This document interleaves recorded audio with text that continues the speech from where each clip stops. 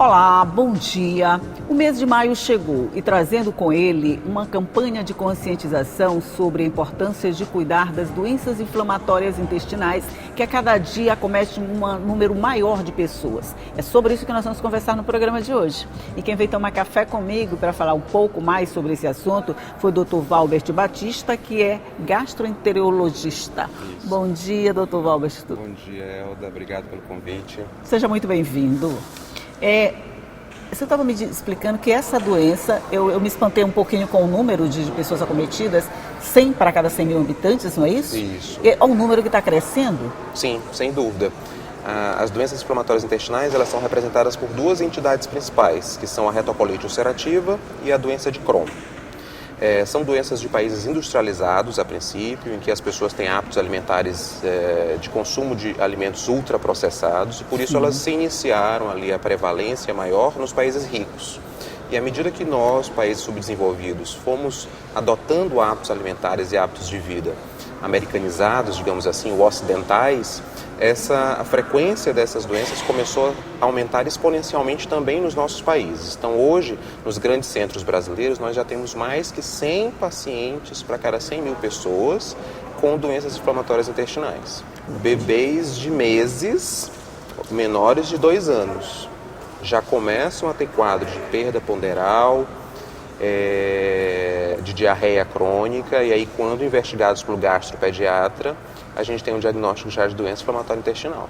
Mas bebês, como assim? Por exemplo, a gente entende que bebê ou está na mamadeira ou está no peito. Então, nesses dois casos, a gente imagina que o cuidado é um pouco maior. Como eles podem apresentar esses quadros, doutor? Sim, é porque na população pediátrica, o componente genético é muito forte. Então, aquela criança já tem uma predisposição genética muito forte. Qualquer gatilho externo, inclusive relacionado provavelmente à dieta que a mãe. Teve, já altera a microbiota, ou seja, as bactérias, vírus, protozoários que vivem no intestino daquela criança, e ali se dá o gatilho para o início da doença inflamatória intestinal em pacientes tão jovens assim. Então tem sido cada vez mais frequente. Paciente precoce nesse caso, sim, né? Sim, muito precoce. Isso é que assusta a gente, por isso que a gente tenta sugerir políticas para que mais à frente a gente não tenha um caos instalado. Literalmente, né? Um caos instalado. Nesses casos, bebês, porque me surpreendeu bastante essa questão dos bebês. O tratamento, como é feito? Tanto para adultos quanto para crianças, a gente já dispõe, depois de muita luta e de muito estudo da ciência, de uma série de drogas que levam a uma modulação na tentativa de fazer um equilíbrio do sistema imune para que o organismo daquele paciente pare de agredir o próprio intestino. Então, em crianças, o componente de dieta é muito importante. Então, existem fórmulas alimentares que infelizmente são muito caras. É verdade. E que precisam ser dadas para essas crianças. E quanto maior elas vão ficando, cada vez menos o papel da dieta pronta vai diminuindo, e aí elas vão precisando cada vez mais de medicações de alto custo, que às vezes precisam ser infundidas na veia, ou por injeção, ou comprimido. Então, quanto mais velho o paciente, mais ele precisa de drogas, e quanto mais jovem, a gente consegue ter resultados importantes com dietas específicas. Gente, a alimentação sai mais barato, viu? Mudar os hábitos alimentares sai mais barato. Sim, de uma forma geral, de uma forma geral, como política mesmo de saúde pública, né? Um incentivo para que a gente tenha uma dieta adequada, e aí pelo menos os adultos, que são aqueles mais suscetíveis mesmo ao estímulo externo pela dieta, teriam menos doença inflamatória intestinal. Essa doença, esse problema, vamos dizer, já não diria uma doença, mas já é um problema de saúde pública? Já é um problema de saúde pública. Quando a gente tem uma doença que não é mais rara, né, que tem uma prevalência de Ela já foi rara, só lhe interrompendo? Ela já foi rara, né? Ela já foi rara, ou seja, ela já teve uma prevalência menor que 60 pessoas para cada 100 mil habitantes. E hoje ela está maior do que 100 pacientes para cada 100 mil habitantes. Então, e em ascensão, a gente tem um estudo multicêntrico recente nordestino do ano passado, de 2023, que a gente tinha poucos dados sobre o Nordeste. E aí surgiu esse estudo no Recife, ano passado, mostrando que, inclusive, a região Nordeste tem um aumento numa velocidade maior do que à das regiões ricas, exatamente porque recentemente, nas últimas décadas, o Nordeste começou a se industrializar um pouco mais, as pessoas começaram a ter um pouco mais de poder aquisitivo e começaram a consumir mais produtos industrializados, ultraprocessados. Então isso pode explicar esse aumento exponencial em regiões pobres como a nossa. Pois é, porque eu ia perguntar, quanto mais pobre a região, quanto mais pobre o estado, não devia ser menor na mesma proporção o registro de doenças, né, já que a gente não teria acesso a essas comidas assim tão processadas, né? O que acontece é que mesmo em estados pobres, em regiões pobres, infelizmente a industrialização deu certo acesso a esses pacientes com menor poder aquisitivo a alimentos que inclusive são mais baratos. Isso que eu queria dizer, porque né? Talvez a popularização dos preços está favorecendo, né? Porque talvez seja mais interessante você mandar, mais interessante não, mais fácil, mais prático, até para uma família que, coitada, não tem tanta organização, né? Você mandar a sua criança para o colégio com um saquinho de biscoito e com um suco industrializado, do que fazer um suco natural, fazer um sanduíche natural com produtos orgânicos que são mais caros. Então, é um contrassenso, né? O estado é pobre, a região é pobre, mas o que tem para ser consumido nesses estados pobres, de forma mais barata e acessível, são exatamente os alimentos ultraprocessados. O biscoito, o macarrão, o salgadinho. O salgadinho, então uma praguinha, né?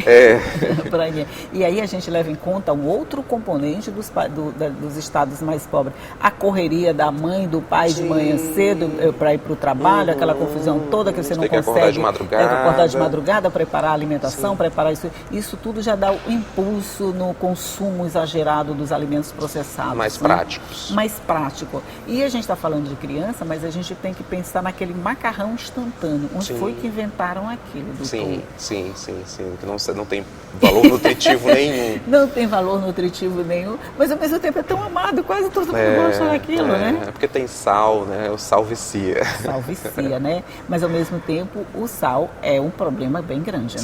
Sim. E a gente nem vai falar de hipertensão, a gente vai falar mesmo de doenças inflamatórias, né? A partir do diagnóstico, vamos lá, o diagnóstico conclusivo, o tratamento ele pode ser feito todo pelo Sistema Único de Saúde?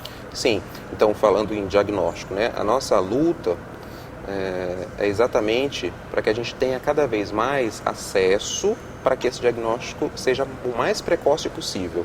Quanto mais precoce o diagnóstico e o início do tratamento, menor as chances desses pacientes evoluírem para complicações, inclusive complicações graves, com necessidade de cirurgia, perda de grandes segmentos intestinais, diminuindo a qualidade de vida e aumentando, inclusive, os custos para o Estado, né? Então, a gente precisa de um sistema de saúde mais organizado para que esses pacientes consigam chegar rápido a um especialista, façam seus exames da forma mais precoce possível. Estabelecido esse diagnóstico, tanto os convênios médicos, quanto o Estado, via as farmácias de dispensação de medicações de alto custo, que são fornecidas pelo governo federal, têm a obrigação de fornecer esse tratamento de alto custo para a população.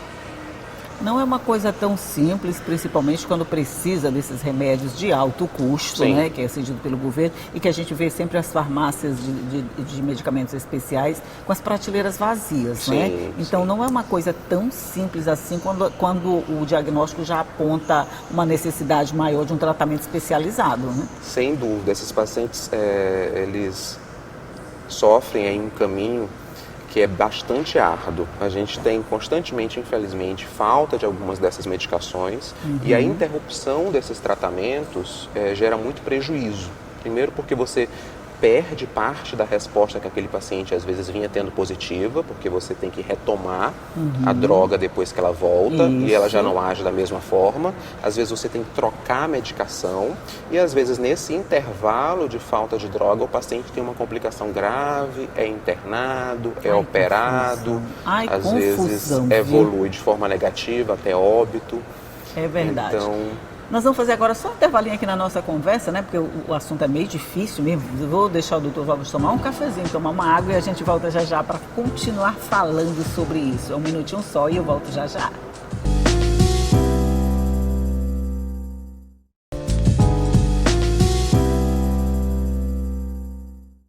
Já estamos de volta conversando aqui sobre o Maio Roxo e o alerta para as doenças inflamatórias intestinais. Eu estou conversando aqui com o Dr. Valbert, que é gastroenterologista. Isso. A gente falou no bloco anterior sobre o diagnóstico. Sim. Esse diagnóstico é fácil de fazer ou ele pode ser confundido com outras doenças? Porque tem uma doença que confunde com a outra, atrasa o diagnóstico, essa coisa toda. Nesse caso, seria isso também? Pode ser isso? Sem dúvida. A gente tem vários fatores aí que atrapalham, né? As DI, que é a sigla que a gente usa para doenças inflamatórias intestinais... Está bem aqui, né? Exatamente, visibilidade DI. Visibilidade DI. Elas têm alguns sinais de alerta que todo mundo deve ficar atento, tanto os pacientes quanto os profissionais de saúde. Então, dor abdominal recorrente. O paciente está sempre se queixando de uma dor estranha, incólica, que vai e volta. Alterações de hábito intestinal, sobretudo diarreia. Então, é possível que haja prisão de ventre? Mas na grande maioria dos pacientes, o intestino inflamado faz com que haja dificuldade na absorção dos nutrientes. Então, solta. Então, na maioria dos pacientes, eles têm diarreia crônica, que dura mais do que 3 a 4 semanas. Na maioria das vezes... Direto. Todos os dias, às vezes com 6 a 10 ou mais de 10 evacuações por dia. Acorda o paciente à noite, tem perda de sangue em muitos pacientes. Então, eles debilitam, eles têm astenia, que é indisposição, eles perdem peso, eles têm anemia. Primeiro, desidrata bastante, Desidrata muito, leva a anemia, né? A perda de peso. E aí isso tem que chamar a atenção. E aí, esses são os sintomas mais clássicos. Os sinais de alerta. Podem ter febre também, por causa da inflamação. Apesar de serem doenças intestinais, elas são doenças sistêmicas. Elas levam a repercussão em todo o corpo. O corpo fica todo inflamado e, inclusive, elas podem ter manifestações extraintestinais, que a gente chama. As mais comuns são as reumatológicas. Então, esses pacientes podem ter... uma coisa puxando a outra. Sim, são doenças graves por isso, inclusive, porque elas levam a acometimento de outros órgãos. Então, manifestações articulares, oculares, de pele, fígado. Por isso é que o diagnóstico é complicado. A gente não tem um exame que diga assim, você tem doença inflamatória intestinal. Entendi. A gente lança a mão de exames endoscópicos, colonoscopia e endoscopia. Quando feitos esses exames, são colhidos materiais para biópsia, que o histopatológico vai ajudar, na verdade. Ele não consegue dizer também com certeza se é doença inflamatória, mas ele auxilia o médico especialista no diagnóstico. Exames de sangue e exames de imagem também. Ressonâncias e tomografias específicas, que a gente chama de enterografias. Além de um exame de fezes, que também é utilizado, mas que não é específico. Entendi. Então, esses parâmetros são todos não específicos. E aí, com uma equipe especializada, é por isso que o diagnóstico também é difícil, porque além de ser multifatorial, ele precisa de profissionais experientes e que tenham um manejo com esses pacientes para desconfiar e para conseguir chegar a um diagnóstico. Eu estou pensando aqui, doutor, enquanto o senhor está falando de todas essas coisas, eu estou imaginando aqui alguém que mora lá numa cidadezinha do interior do Maranhão, até chegar a um diagnóstico conclusivo do que ele realmente tem, essa doença já vai ter agravado um pouco, sem dúvida. Né? Então, é comum que a gente perceba que esses pacientes passam por uma peregrinação. Eles ficam indo e voltando no pronto-socorro da sua cidade. Dão um antibiótico, né? Dizendo que é diarreia por bactéria, ele volta para casa e nunca melhora. Quando chega à capital, às vezes já está complicado. É por isso que a gente tem também um objetivo e uma missão importante, que é de ampliar os serviços especializados. Hoje a gente só conta com 2 ambulatórios no estado, que tem quase 8 milhões de habitantes, 7 milhões de habitantes. Nós temos um ambulatório no Hospital Universitário Presidente Dutra e o ambulatório da doutora Lícia no Unicelma. E aí a gente precisa de mais um ambulatório, pelo menos estadual, quem sabe. Então a gente só tem um estadual? Não, a gente só tem um federal, no Dutra, e tem um que é de uma universidade particular, o Unicelma, que é a doutora Lícia. No âmbito estadual, que é quem mais drena a gente, né? A gente não tem ainda uma referência. Então, imagine só, os municípios todos ficam ali enviando pacientes para a capital e esse paciente, para chegar no hospital universitário, é muito difícil, porque não tem pronto-socorro.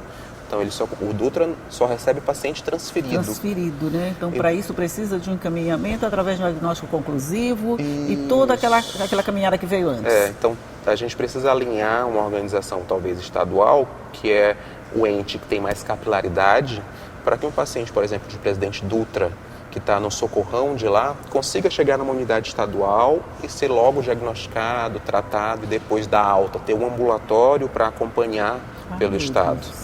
Essa via crucis é complicada. É muito complicado. Porque se a gente não tem a referência estadual, ele tem que chegar direto logo para o hospital universitário. Isso. E esse aí caminho...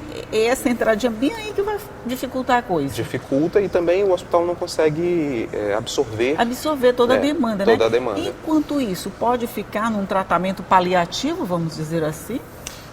O tratamento paliativo que a gente tem são os corticoides, que têm efeitos colaterais devastadores para a vida do paciente. E mesmo assim, o médico generalista, ele não consegue manejar esse tratamento paliativo. Até o corticoide, que é uma droga mais simples, precisa de uma indicação precisa e cautelosa do médico especialista, que é de preferência um gastroenterologista com experiência em doença inflamatória intestinal ou um coloproctologista com experiência em doença inflamatória intestinal. Dentro mesmo das duas especialidades, são poucos os médicos que se dedicam a isso, né? Então, há vários gastroenterologistas gerais ou coloproctologistas gerais que preferem encaminhar esses pacientes para um especialista. Então, o funil, ele vai se estabelecendo. Mais fino, fino ainda. A cada degrau subido, cada né? Degrau. Então a gente pode ter casos de pacientes que vão passar a vida toda só tratando de uma outra, tratando de uma doença achando que é outra.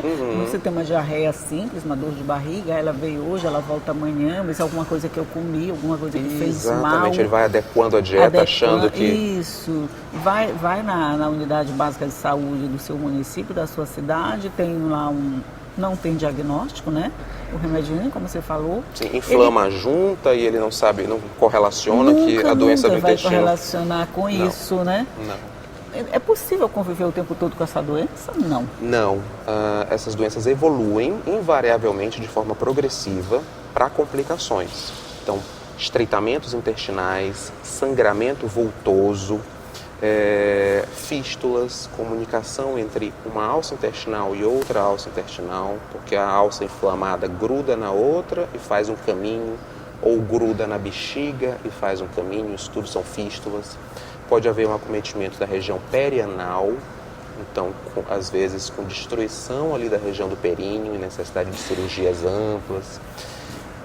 Ou perda de grandes porções do intestino se a doença não for tratada precocemente. Se tratada precocemente, a gente já consegue evitar ou adiar ou minimizar muitas dessas complicações. Então, o paciente tem melhor qualidade de vida e o Estado tem menos gastos, porque serão menos pacientes ostomizados, com bolsa definitiva, serão menos pacientes com sequelas que demandam um sistema de saúde mais oneroso.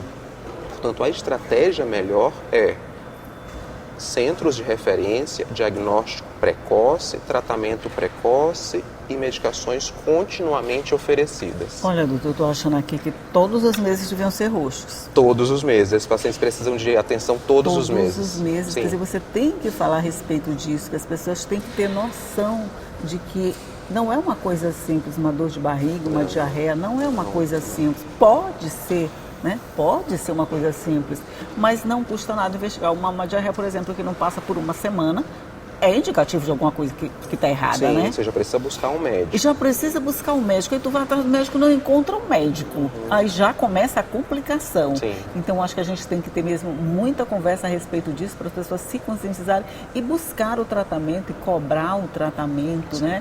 Para que a gente não tenha essa evolução. Você está me dizendo que a gente pode ter a possibilidade, a gente pode ter, né? A gente tem a possibilidade do crescimento dessa doença. Sim, a tendência é que cresça. Mais então, ainda. Assim, os cuidados paliativos não, preventivos, seria a melhoria da alimentação e o que mais? Não fumar. O cigarro é um gatilho importantíssimo para que a doença surja.